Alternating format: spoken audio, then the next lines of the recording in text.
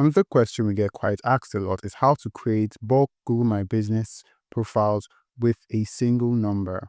So the best way to do this is to either create one profile with multiple locations, or you can add businesses. So on your Google My Business profile, you can simply click on this. You can see add a new business profile. So you're going to add this business profile with the number that already exists. So it will be the similar setup that you'd use as if you're creating a new profile.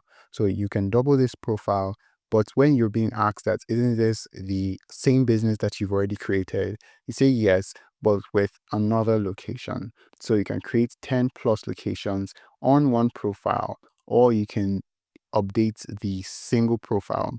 Another way is to create new Google accounts, which might be exhausted, but create new Google accounts and put different profiles with the same number on each of them. So if you have any other question, you can definitely ask. Don't forget to subscribe to DigiTech, and we'll see you in the next one. Goodbye.